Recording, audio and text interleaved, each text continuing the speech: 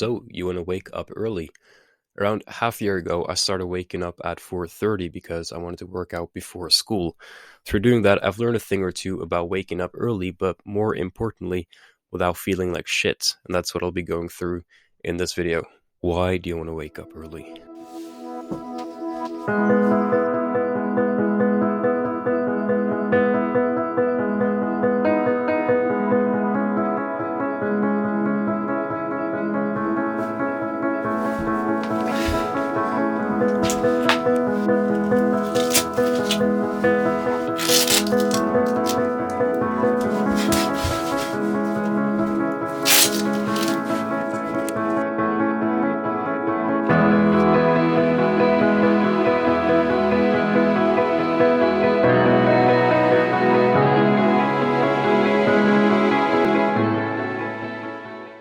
Waking up with a purpose is single-handedly the best way of actually waking up with energy.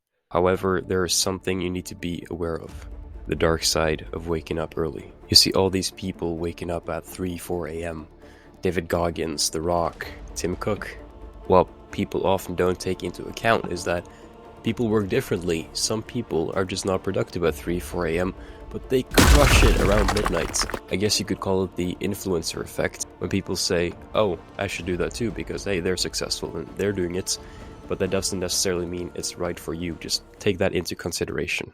Now, let's say you want to give this a shot. Here are the things you can do to get up early without feeling like shit so you can crush the day. You might have heard of people, especially these millionaires, beating their alarm clock. That's because everybody has an internal clock, but they've trained it so that they wake up the exact same time every single day. The way you train it is it's quite simple. You go to bed and you wake up at the same time every day.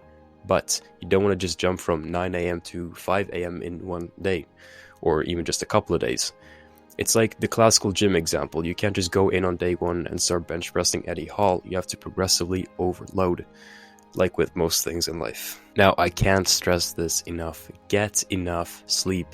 Like Andrew Huberman or that other guy said, if sleep was a drug, it would be banned in all sports. And it's also a hell of a lot easier to actually wake up, well, not just only wake up early, but just actually wake up with a bit of energy when you've slept enough. So plan your sleep accordingly.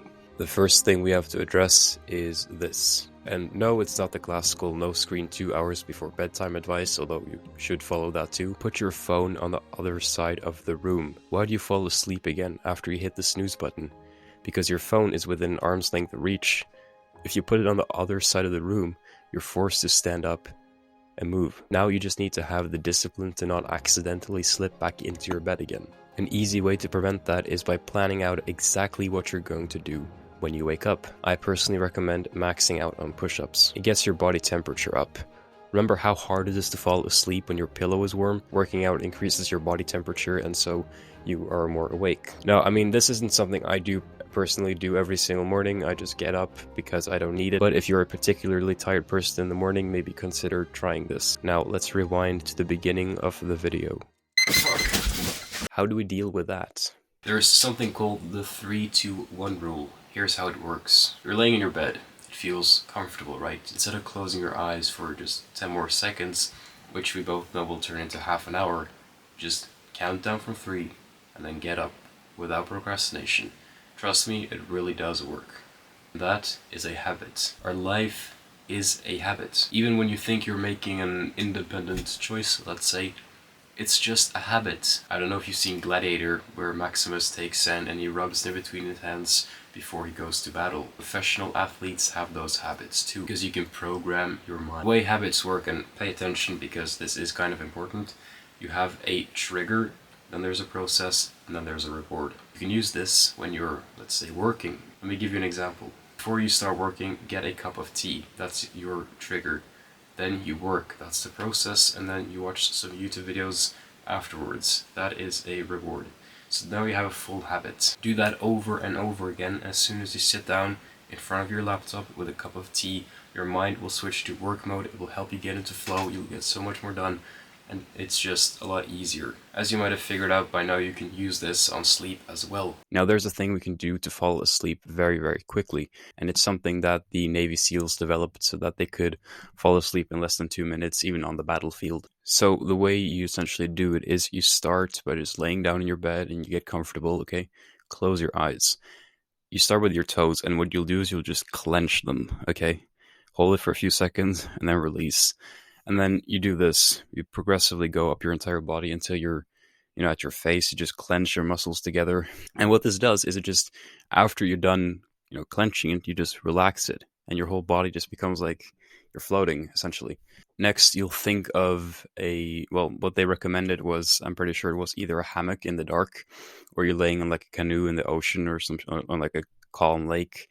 For me personally, that doesn't really work because like just dark water freaks me out. But what worked well for me was just a beach with sand, and I kind of just imagined laying like with my arms in the sand. I felt the sand in my body, the sun. So kind of just find something that fits you, but just you don't want to have a lot going on. And if you start thinking about things, because this is kind of meditation, if you start thinking about something, just repeat this to yourself 10 times. Don't think, don't think, don't think. And then you just continue doing that until you don't think anymore, essentially. And yeah, that's how you fall asleep in less than 2 minutes. Now, this takes 3 weeks before you can really start seeing any good results with it, or before you kind of, mastered it in like 21 days. It's a habit, right? Lastly, I'll go through the routine that I personally follow every single morning so you can have inspiration, I guess, to create your own routine. Now, I would like to mention that I don't use all the things that I've talked about in my routine, and that's because I feel like I personally don't need them, and I encourage you to do the same. What do I want to use? What doesn't apply to me? Just put these things together and create your routine based off of what fits you best. From here on out, I try not to use my laptop or phone. I'll admit I sometimes break this, but then I try to get as little blue light into my eyes as possible. And this is a time where I focus on either reading a book, learning an instrument, just doing something that doesn't require a screen, essentially. So my alarm is on the other side of the room, so I have to go turn that off. It's actually that lamp right there, that's my alarm. And my camera's on my bed right now, so yeah, nice. So I have to go turn that off. Right now, I'm also filming a 30-day cold shower video, which will be out in not too long. So yeah, I'll take a cold shower next. And by now, I'm pretty much fully awake. And I know this isn't some super advanced, interesting routine, but I found that the simple things are often better. So this works for me. If, again, like, do what works for you. If you need like a super long, detailed routine that lasts fucking half an hour, go for it, right? I really do appreciate it if you guys actually watched the video all the way through. It means a lot to me, not just because I get more views, but just in general. It shows that I kind of am getting better at making videos, and it means a lot to me that you guys actually care to watch them all the way through. But yeah, that about sums it up.